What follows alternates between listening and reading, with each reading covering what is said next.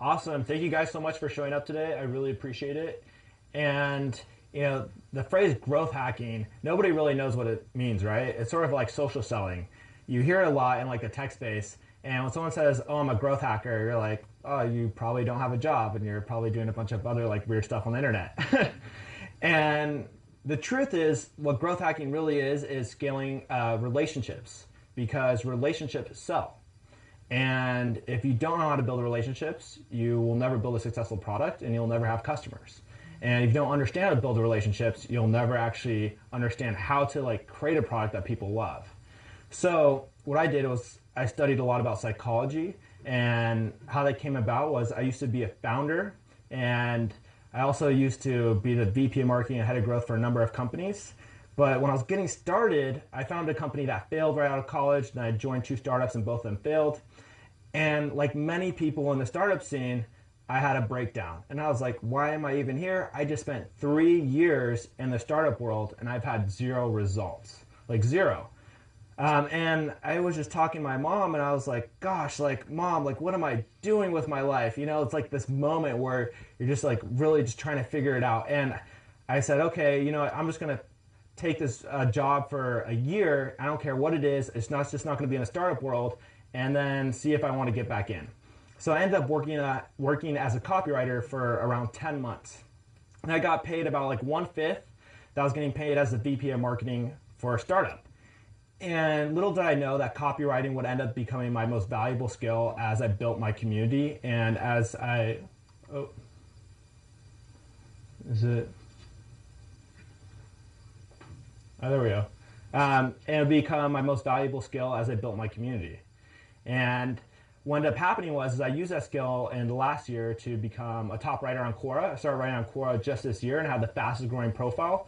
And during that time when I was a copywriter, I was also just staying at home when I wasn't writing copy and just reading books about psychology. So that's how I learned so much about it. And I read around 120 books in just 1 year about psychology and marketing. And I was hoping that this would really benefit my career, like crossing my fingers that getting paid like $10 an hour and reading all these books would do something for me, right? So I saved up enough money to jump into a Facebook marketing software company, and they were the first company to live stream on Facebook. And that was huge. I didn't know anything about live streaming on Facebook. I didn't know all the cool software stuff you could do with the platform. And then I quickly found out. And that really took my career to the next level. And I wouldn't say it was a lucky break, because I went through a number of failures beforehand, even had a breakdown, and then I just happened to jump into the right company. So how did I get here? The reason I'm speaking, I get asked to speak at places because I created one of the largest online communities of marketers and founders. It has over 12,000 plus people. This is not a community like growthhackers.com or Inbound. This is actually an active community where people only post tactics. And there's not like a case study about Uber, because that case study is not going to help you get your first 100 customers, not going to help you get your first 1,000 customers. And you're not going to hear about Sean Ellis's Dropbox tactic, which has been around for like 5 years, right? This is actually a community where there's new tactics every day on how to get growth for your company. And it's if you want to stay on the cutting edge, it is the best place to be by far.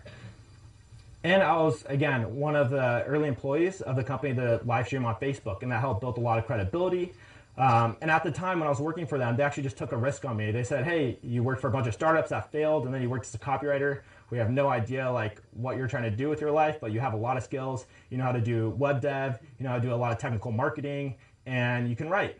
So we're just going to bring you on contract and see what you can do, and help build their sales funnel. But what I noticed when I was building their sales funnel is that they had around 1,000 customers.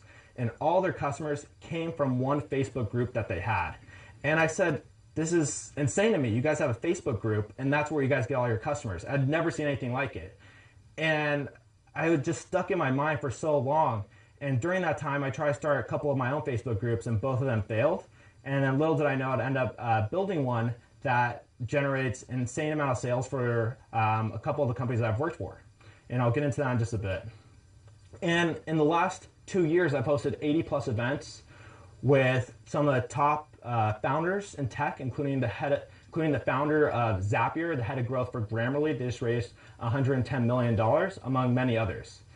And through building these relationships and hosting these events, that's how I also built a community. So why do I love Facebook and why do I build my community on Facebook? Well, it's the fastest platform to build your know, like, and trust factor. It's a frictionless sales funnel. And what does that mean? As soon as you're my friend, I can invite you to an event, I can invite you to a group, I can message you, and you'll have to see that message. It's not like email, right? If I send an email to you, I don't even know if it's gonna get delivered to your primary inbox or it's gonna get delivered to, let's say, somewhere, maybe it's your spam folder, right?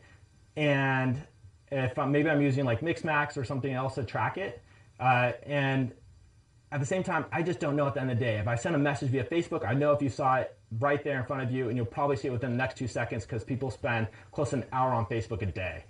So I said, okay, cool, I'm gonna get right in front of where everybody's at on Facebook and see if I can do what this company did that I was working for. And it's such a rare case study because I only know of around 3 or 4 really active Facebook groups. And it sounds surprising, but if you think of the Facebook groups that you're in, you think of like job postings and promotions and people telling you to click this link and go to X place and download whatever it is. And then you never go back. So I decided I'm going to figure this out, reverse engineer the platform, and build this massive community. But first I needed to understand who I want in the community, right? I can't just like build a community of a bunch of people who have a ton of different interests.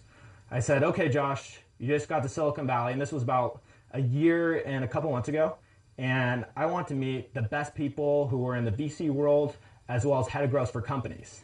So I designed my avatar. I was like, these are the people that have these job titles, work for these companies, make this much money, and this is what they do with their daily habits and routines.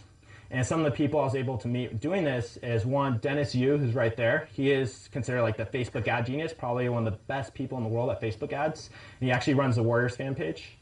And then you have George Robutsky, who helped grow Suze, Lyft, and a number of other companies. And they have Sean Shepard, who's top 20 salesperson of 2016. He's also a VC at GrowthX. And you have Hitesh Parsar, who had his company acquired, and he's a VC at GrowthX as well.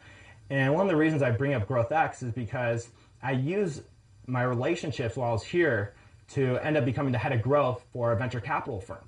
And when I came here, I didn't have that much money. I had actually just like published a book. And then when I got here, San Francisco was expensive, to put it short, right?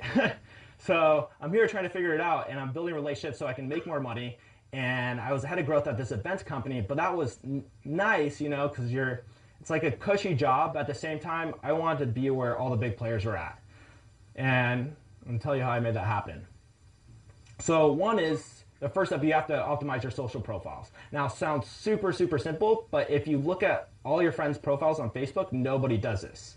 So I said, okay, if I reach out to a VC for my Facebook profile, if I reach out to one of the top founders for my profile, what are they going to think of me?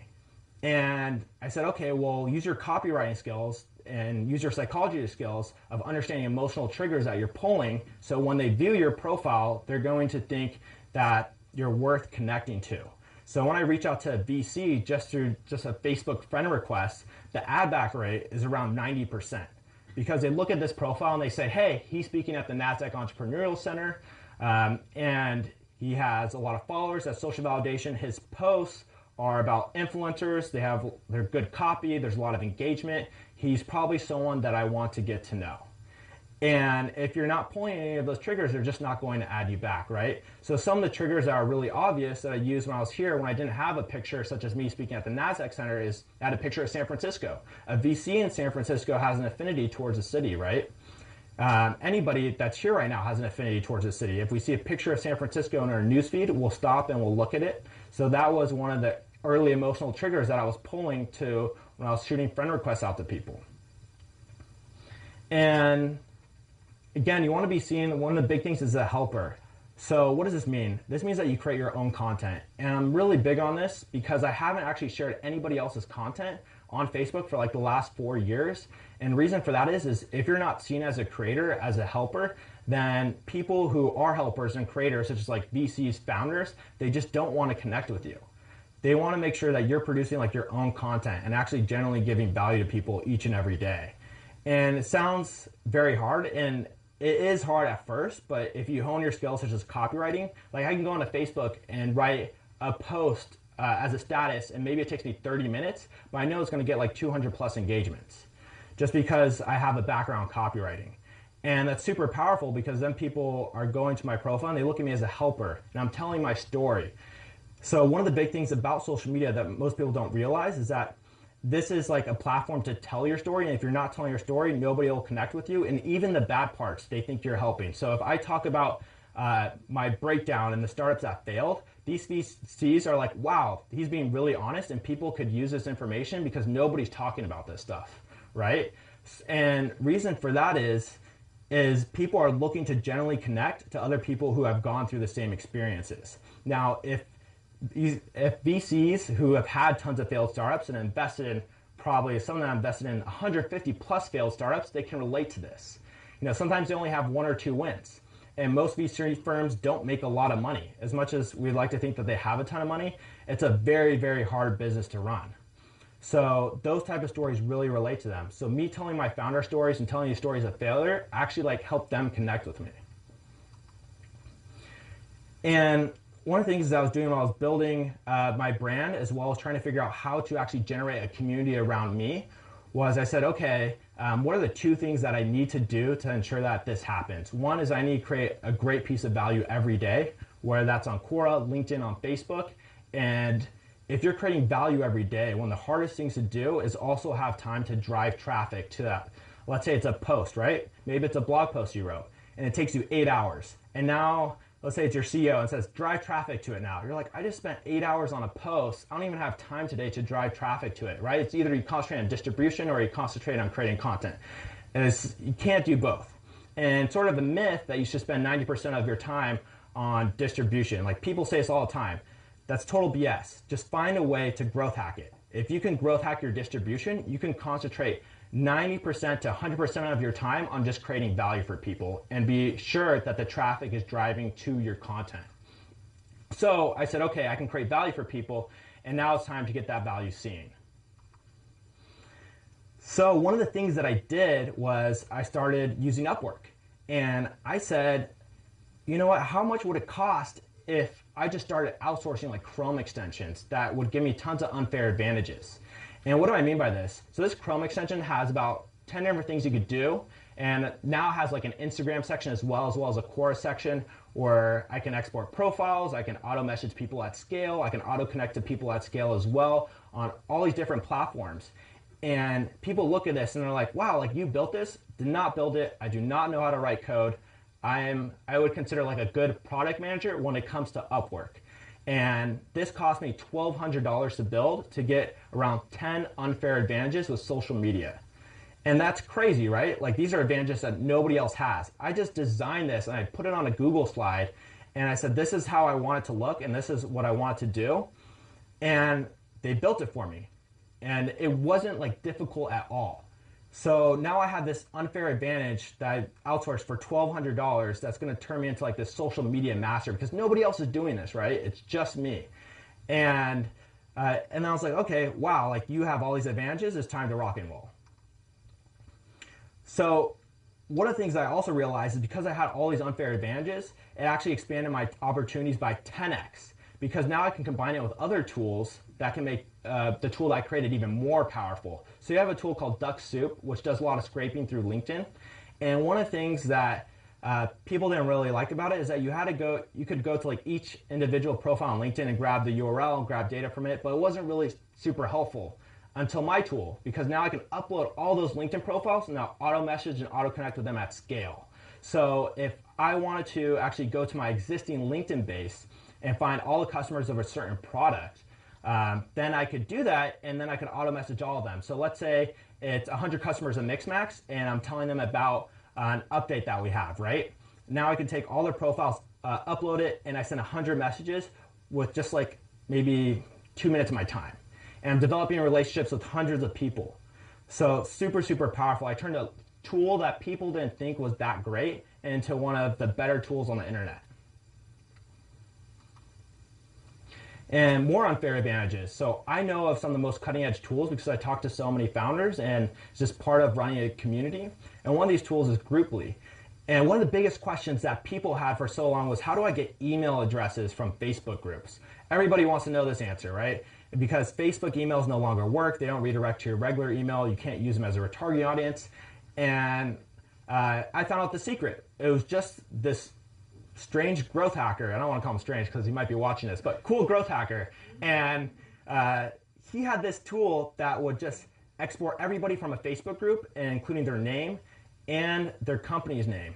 Now, to most people, they'd be like, this is pretty useless data. To me, I'm like, I know if I have their name and company name, I can get their domain name. So with those 3 pieces of data, you can now get an email. So now I can go to any Facebook group I want and get all their emails. And it doesn't take me any time whatsoever. So if I want to go poach members from another Facebook group, and let's say it's a Facebook group that's super secretive and you have to pay $100 to get in, there's many of these type of Facebook groups, so like membership groups. I can get all their emails and email them to come to my group. So, and nobody else is doing this, right? And Toofer is a tool that gets the domain name from the company name. So, and then it's also the tool that will also give you the email as well. So if you could just use those 2 tools, like people will think you're a growth master. They're like, wow, how did you get a list of 1,000 of our customers? And you're like, well, I just use these 2 tools. It only took me 10 minutes. And they're like, what? You know, never say that though. Always pretend like it was really hard, and it'll make it seem like it was worth actually paying you in the first place.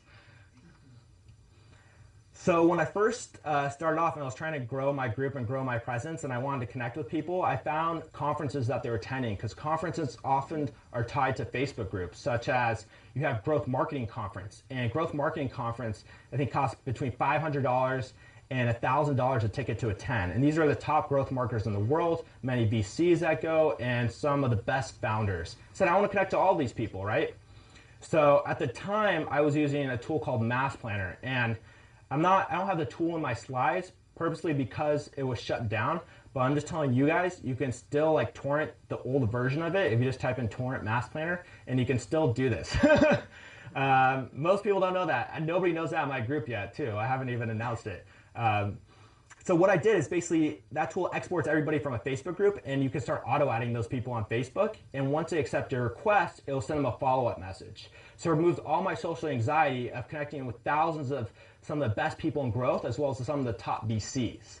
And one of the VCs I ended up connecting to was Will Bunker, who is the founder of what became Match.com. He was also VC at GrowthX. And he said, hey man, like if you could help us at all, it would be we're looking for a VP of marketing. And I was like, oh, perfect, I'm looking for a new job. And there we go. And before I know it, I'm the head of growth for a VC firm.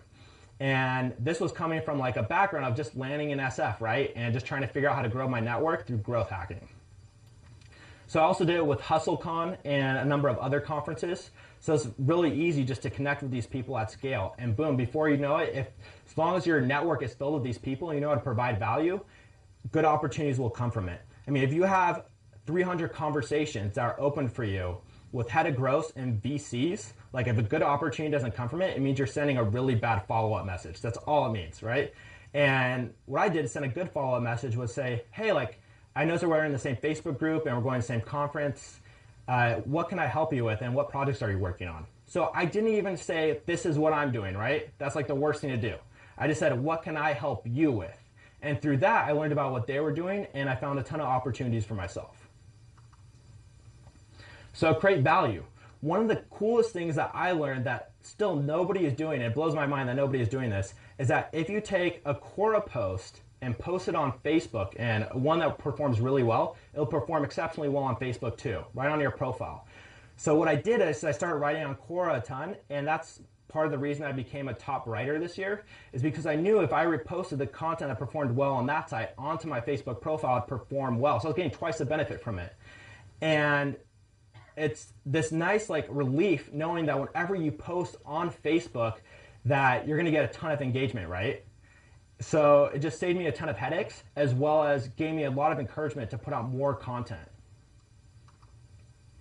So scalable value, this is really cool. So scalable value is like repurposing from Quora, and it's finding out where this information also fits. So I'll take my smaller Quora posts, put them on LinkedIn, if they have to do with business, add a photo of me at work, and boom, they perform exceptionally well. And I'll go into like some LinkedIn methodologies as well to like how, what type of content performs really well on LinkedIn. And it's so funny. It's really, really basic, but people tend to overcomplicate it, right? You just find the one or two things that work on Facebook as content and everything else just ignore entirely. And I also started reposting content from events I was doing. So I was interviewing like Jack Smith, who's co-founder of Bungle and Ship, and I'd put that on my Facebook newsfeed, then I'll tag him, it gets more reach, I get more followers. And if I'm knocking out 80 of these events and connecting with some of the best founders, marketers, and VCs, I'm getting their network as well to know about me. And I want to just put this on my Facebook profile, put it on LinkedIn, and then put it in the Facebook group as well that I have. And then also I'll chop up the video and start using it for Facebook ads. And I'll talk about that a little later. So reaching out. I love using Autopilot for like any lead nurturing that I'm doing. So while I'm getting leads through this whole process, this is like the best automation stack that you can have. If you're looking to send messages at scale, you can either use the Chrome extension that I have, that's available in the group, or you could just email me. And Sales Navigator, you need that to be able to message people at scale, because otherwise you're gonna get flagged as spam from LinkedIn. And you don't want that to happen, otherwise that's just not good. So finding emails. This is all you need. If you had these three tools and you have a Gmail, you should have like any job you want at this point. Right now, I think I have the coolest job in tech. I'm an evangelist for a company called Mixmax, one of the fastest growing SaaS companies. Before this job, I was an evangelist for a company called Autopilot. They're also one of the fastest growing SaaS companies.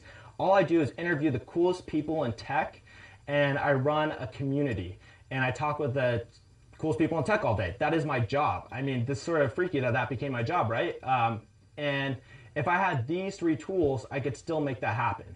Because all I'm doing is connecting with people at scale. If you shoot enough cold email out with good copy, you'll develop enough relationships. And I like to say, like, if you don't send 30 cold emails a day, you're not trying hard enough to expand your network. And I really, really believe that. So Clearbit recently upped their emails that you can find of people. And how many people use Clearbit here from like a show of hands? Oh my gosh, Clearbit's like one of the best tools. Like, so you can actually find 100 emails a month, and it gives you emails that 100% deliverable. So if you type in Andrew Chen, Uber, will return his email, and then you can just email him, right? It's that easy if you want to get in touch with some of the best people. And what I thought was so funny, you know, coming out here and learning about scraping and sending emails, is that all the data in the world that you need to get in touch with people is available on the internet for free. Like, you don't have to pay for it. It's just like sitting there, right? If everybody's contact information is out there. And if you want to email 100,000 people over the next, you know, month or two, you can do that. And that's what I did. So Find That Lead is a great tool. I used to have Hunter.io up there. Hunter.io is a scraping tool, would go through LinkedIn, but recently got banned by LinkedIn. Find That Lead is just as good. And they have a prospector tool that if I type in title, and I can put in like city, I can put in the size of the company, and return all those people along with their emails. And just like that, I have maybe 300 head of gross in San Francisco. And then I'll go from city to city to city, right? So reaching out. So you have Mixmax is a CRM tool for your Gmail. And what it does is if you want to send 300 to upwards to 500 emails a day from your email account, you can do that. But in order to do that, you need a Google Apps account. You can't send it from a regular Gmail account. Google Apps allows you to send 500 a day. And if you have 12 emails tied to Google Apps accounts, well, you can send a ton of email, right? And that's what I did.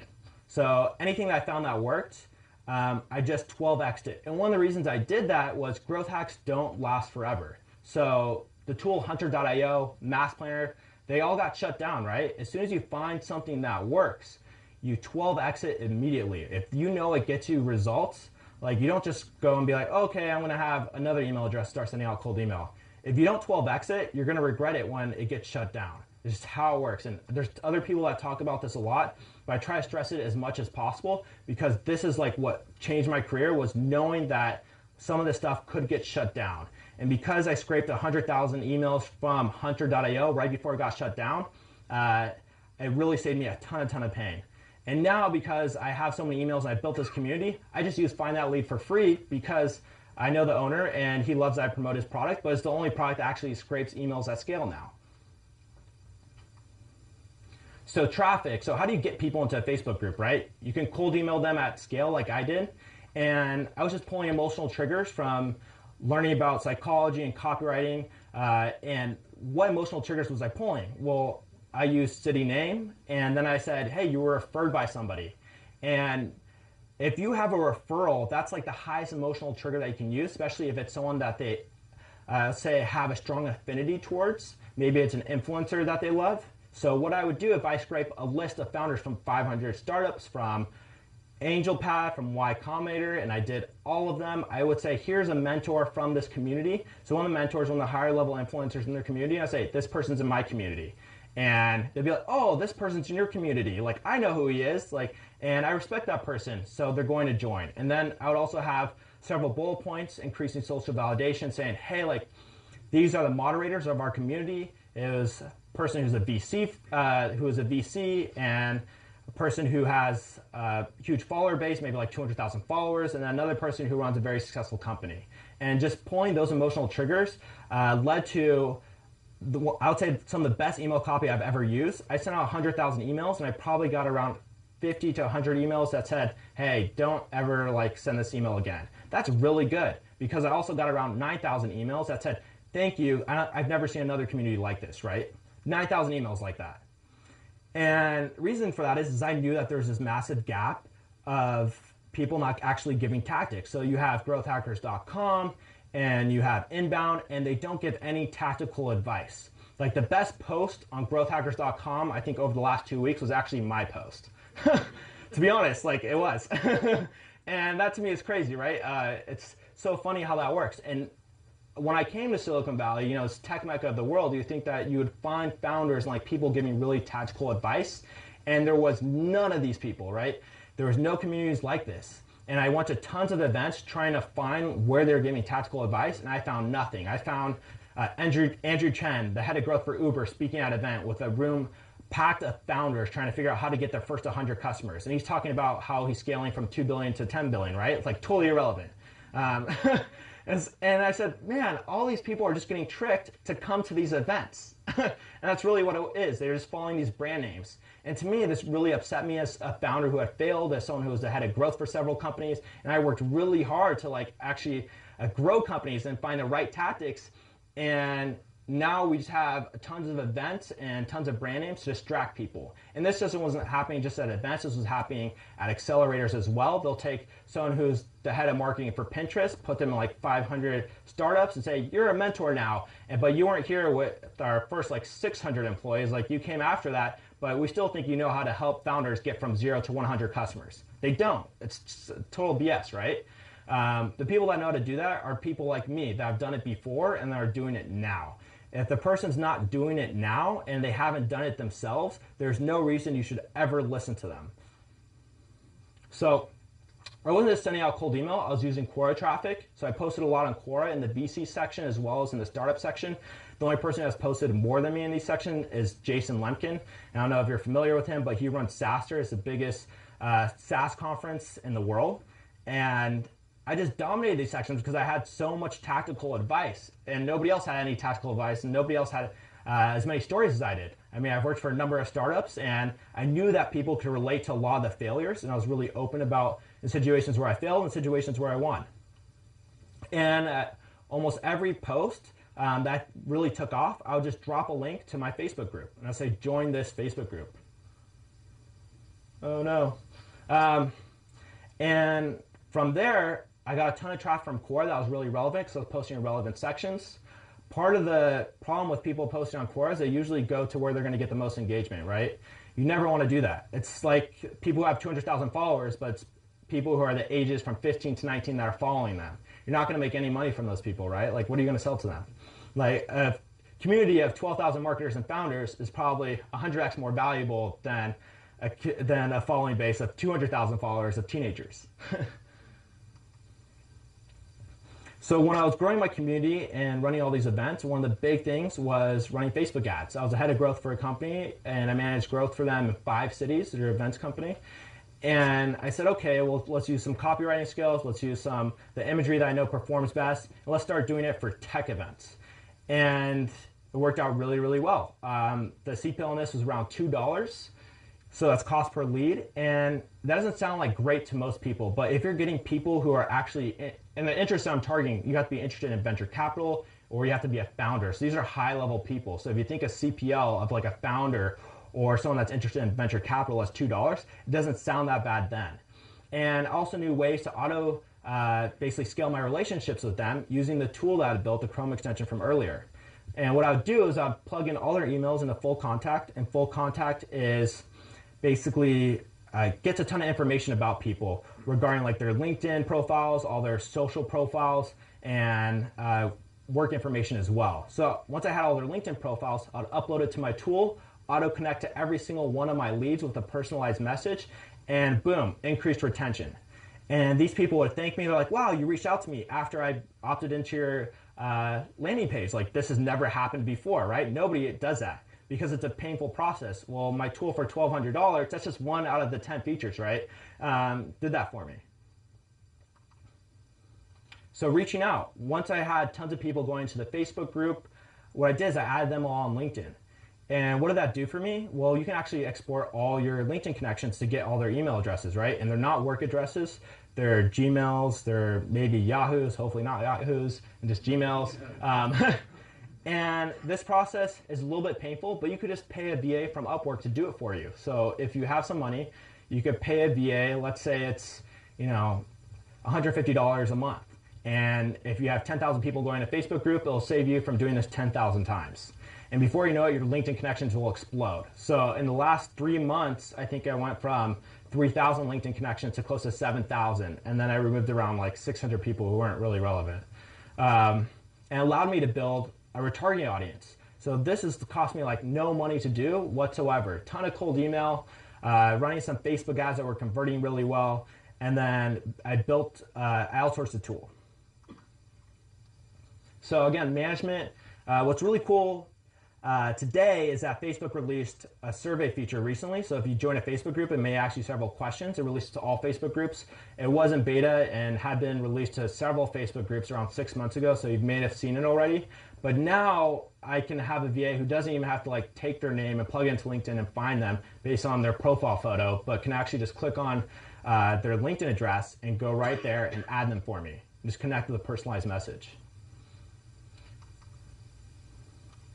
So engagement, if you're connecting with a ton of people on LinkedIn, you have to be producing good content on LinkedIn, and you have to have a good looking profile. So what I did is I analyzed 2 of the best marketers on LinkedIn who had started from scratch. I didn't go to people who already had a big brand name, right? You're not gonna look at Tony Robbins and say, hey, I'm gonna copy what he does. Like, he could be putting up the worst posts on LinkedIn and they'll still get tons and tons of engagement. Like, he's the last person you wanna copy. Like, find someone who is able to re-engineer the platform, had 0 base, and then was able to create a following from scratch, right? So I analyzed what they did, and all they did was post a personal picture of them at work, and it could be an event like this, it could be right at their work desk, it could be a selfie, and people love that stuff on LinkedIn, and then they'll put some copy up above about a work win. And sometimes they'll start with a failure that led into a work win, and they would make it look like a professional email. So they'll start like, hey, LinkedIn friends, and they would end with a professional signature. That stuff works so well, and it took me from getting an average of like 3 likes per post all the way up to now I get between like 100 and 300. I mean, the difference is just huge, and nobody does this. It's only like several people that are doing this, and it's not hard at all. And I had a 19-year-old yesterday at an event that I was speaking at. He came up, and right after the event, he took a picture of me and him so he could do this exact tactic. So funny. And it's never the people that you think will actually like start taking action, because it is that easy. It's like, take a picture at an event you're at and say, hey, I am learning about like growth hacking, and write a short snippet about it, turn it into a work win, and it's going to get engagement, especially if you're connecting to the right people. And because I was sending so many cold emails, as well as sending the right Quora traffic, and I was connecting to the right people, I knew they were interested in this type of content. So memorable, what happens when you start building a retargeting audience? So I have people from Facebook ads, and I have people from LinkedIn as well, and I export the connections, I upload it to Facebook, and I can start retargeting with video. Now, why is video awesome? Because it only costs 1 to 3 cents a view. It's so cheap to stay in front of this audience all day long. So even if there's days where I'd say, I don't want to produce content, I can actually do that now because I know my videos are still going to hit them. And that's awesome because it costs me nothing to run these ads. I spend $2 a day on each one of these. That's it. And if Dennis Yu was actually the proponent of this, he calls it the $1 a day strategy. But because my audience is a little bit big, I spend $4 a day. But again, it's nothing to stay in front of an audience of around 10,000 people who are high-level marketers and high-level founders as well as VCs. So Facebook groups. Facebook groups are super, super hard to run. How you basically run them is you have to produce value every single day, and you have to have strict rules, and you also have to ensure you have the right people in the community. And you have to repurpose content, and if you're doing that, know that the only place that you can repurpose content from is Quora. And why is that? Because chances are only 1% of your Facebook friends actually follow you on Quora. However, a lot of your Facebook friends are also friends with you on LinkedIn. So if you post the same content on Facebook and LinkedIn, they're going to see it twice and think you're just trying to like spam the world, right? I never want people to think that. I want people to always think that I'm posting original content. So by reposting content from Quora, it makes it look that way. And variable rewards, this is huge. So most people tend to just produce like the same type of content in their group. Like here's a job post, here's like some other stuff that people don't want, and some other promotional stuff. And it's never about like asking for stuff. Like Facebook groups and communities is always about giving. It's like 100% about giving. You never ever ask. And if you are going to ask, you have to give at the same time.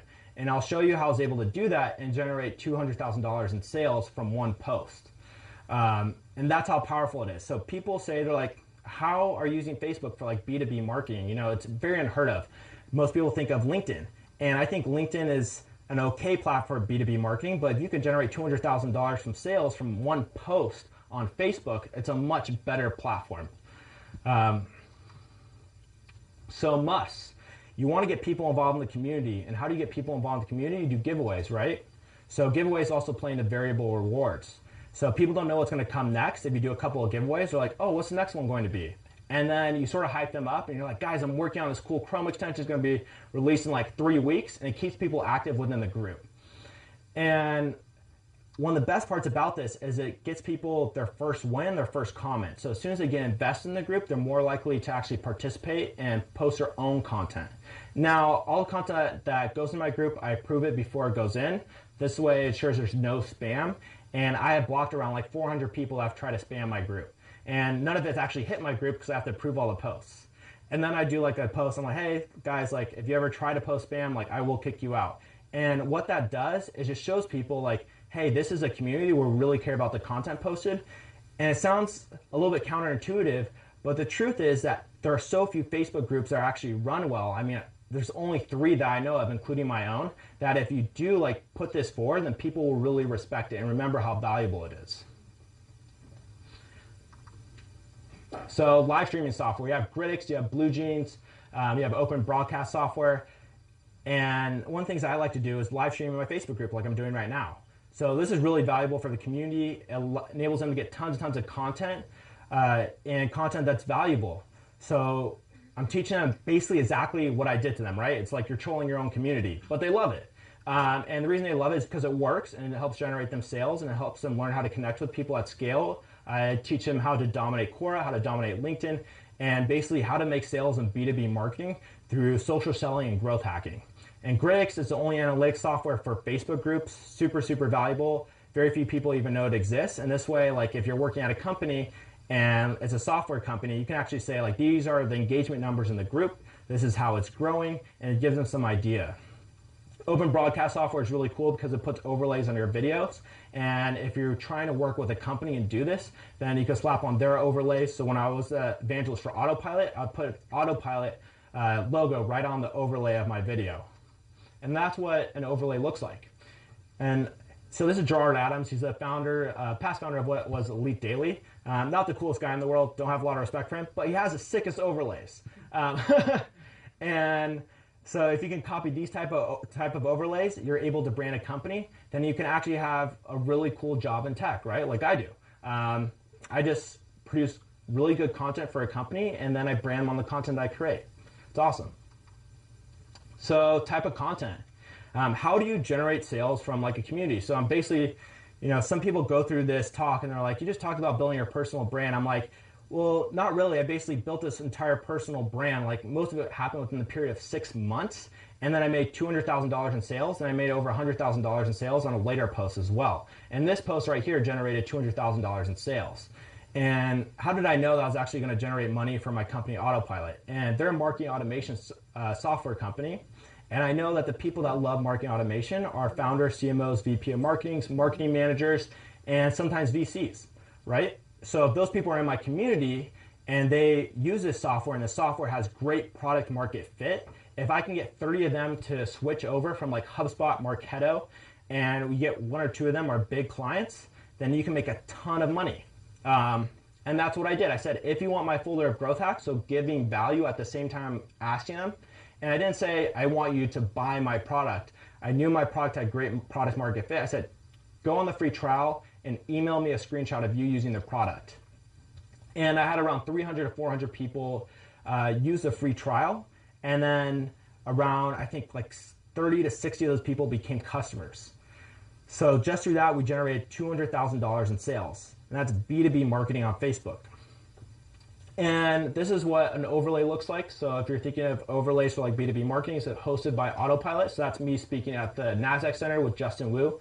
Justin Wu is one of the top growth hackers in Los Angeles. He is considered also maybe one of the top growth hackers in the country. And this allows me to bring a lot of value to the group as well as content that can be repurposed for a number of ways. So what we do with this content is like we have learning centers, such as HubSpot has learning centers. And then we just fill it with great videos of these talks. And this enables our customers to get the best growth hacks, best tactics of what's going on in the startup world. And they love us for it.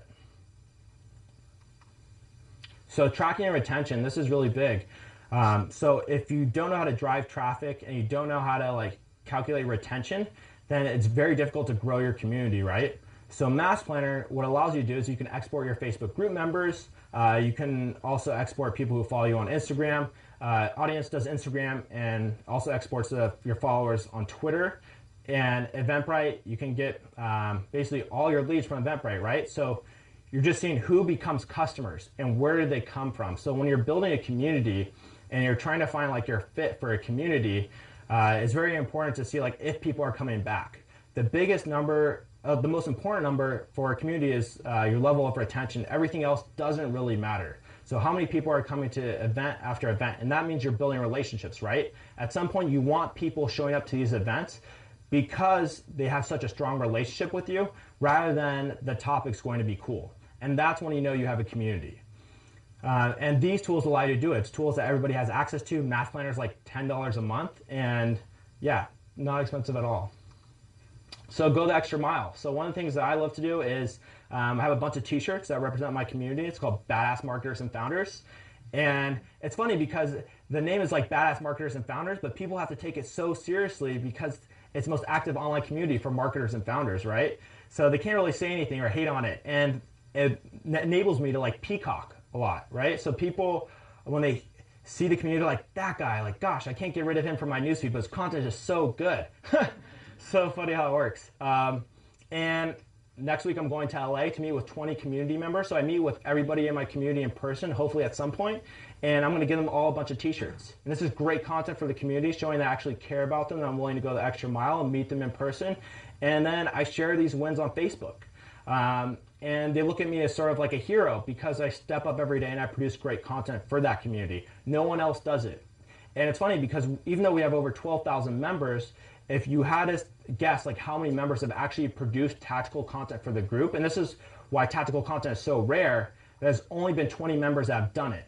And then if you look at the members that have done it 2 times, there's only 8 people. And then 3 times, there's only 3 people. And then 350 times, it's me. So that's why tactical content is so rare, because there's few people that want to wake up and produce that type of value for people every day. But if you're trying to build a community, you're trying to help founders, there's like a bigger purpose at hand. Especially like if you go to the tech mecca of the world and you realize that no one is doing it here, and you know there's a problem that needs to be solved. It wasn't hard to find product market fit because I just met tons of founders who were talking about similar problems. They're like, hey, I don't know why I showed up to this event to learn from some guy that's talking about scaling from 1 million to 10 million in ARR when I'm just trying to get my first 100 customers. And this is a big problem in Silicon Valley, it's a big problem elsewhere. People concentrate on a lot of brand names, and the way to basically remove this problem is to build relationships at scale. So people show up to events not because of brand names, but because they know they're going to learn tactics. So if I meet a growth hacker, and let's say it's a growth hacker that's not really well known, and a growth hacker that I know that's not well known, his name's Hanson So, one of the best SEO growth hackers I know, but nobody else knows that.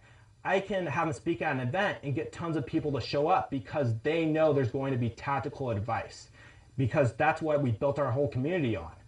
And that's why the community has grown so fast. And it looks like in the next 6 months, it's probably going to grow by another 20,000 people.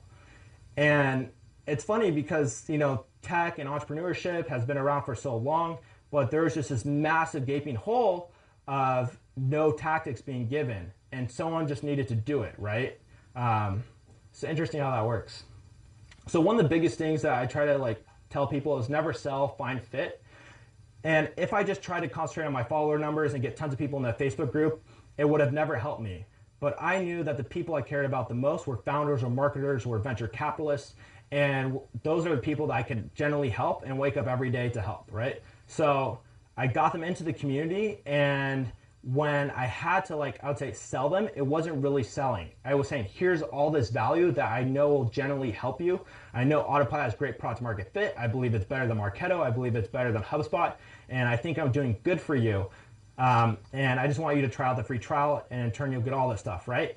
That is finding fit. It's not selling. So the result is you get to meet some of the coolest people in the world, right? My job is to probably meet with 10 different founders a week, along with maybe 5 different head of growths. And it's because I can help them, and they're looking for help, because the only place that they can get it right now is my community. Now that sounds sort of strange because this internet's this big place, and you'd imagine there'd be tactics elsewhere, but it's simply not true. And again, you have the growthhackers.com, you have the HubSpot and the Inbound, but none of it has tactical advice. It just has these case studies of how Snapchat grew, right? Super unhelpful content. And it's going to tell you to do a bunch of stuff that totally doesn't work today. And it's funny because, some of the best stuff that they're totally missing out on is just send 30 cold emails a day, right? If you're not sending 30 cold emails a day, then you're not trying to build enough relationships. And learn copywriting, right? Copywriting cold email, and you'll be better off than 99% of marketers. But no one's going to tell you that, right? I'm going to tell you that. And if you can learn one thing from here is, don't sell, find fit, send 30 cold emails a day, and your life will be much, much better.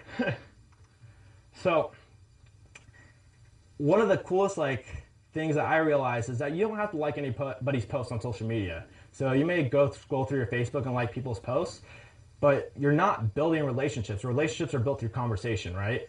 I never like anybody's posts because I am trying to avidly build relationships at scale. I only message people.